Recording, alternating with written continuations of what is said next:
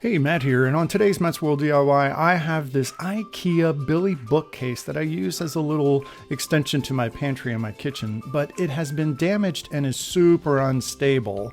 So I want to make some repairs to it just to kind of stabilize it better so that I don't fear that it's going to fall apart and end up laying flat on my kitchen floor. So I'm going to take this guy into the garage, and it's not a really difficult process, but there are a few little steps that I'd like to show you today. I've covered up some Rubbermaid tubs with the moving quilt so I don't cause any future damage, any more damage. And here's the damage that I'm looking at, what happened when the movers were moving it. They were very careless, and so the backside popped out and that particle board just doesn't hold up. Here are some tools that I'm using: circular saw, brad nailer, Sharpie, speed square, and a nice long length of furring strip. So the first thing I want to do is cut a 45-degree angle off of the end of this furring strip. Everything's going to be at a 45. And I've measured the inside of the furring strip just to go on the two top corners.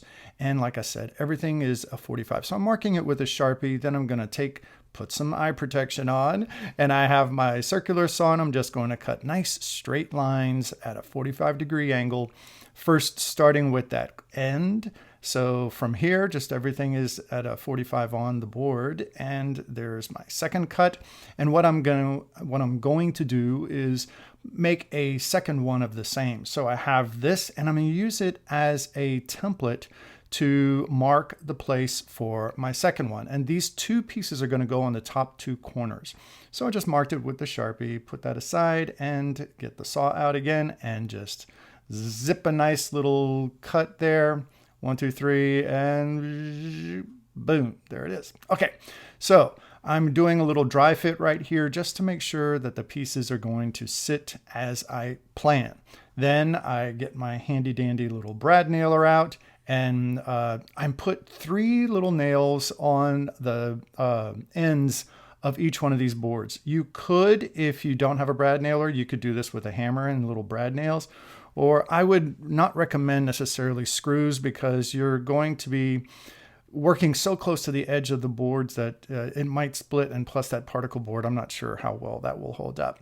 And believe it or not, I'm almost finished with this project, but I do want to put another support on the very bottom of the cabinet as well. So I'm just going a nice straight piece across from left to right. I marked it with my Sharpie, and then zip it with the saw, and watch out, it hit the tripod. So that's what that was. It wasn't earth shattering. So anyway, 3 brad nails on each end of that, and then 3 on the other side, and it looks like it's done. Now, if I could do this again, I would probably put that bottom piece maybe 1/3 of the way up from the bottom, it would be even more stable. So I'm checking it out, and it looks like it's pretty good. All I have to do is put the little knobs back on, and there we go. 1, 2, 3, then get this guy back into the kitchen.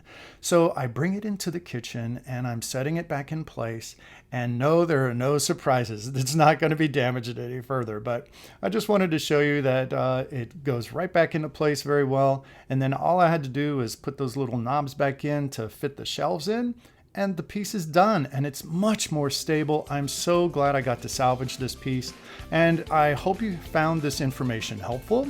If you did, please don't forget to like and subscribe. And also, if you like this kind of video, don't forget to check out some of my other DIY projects that I have on my DIY playlist. I'll see you next time.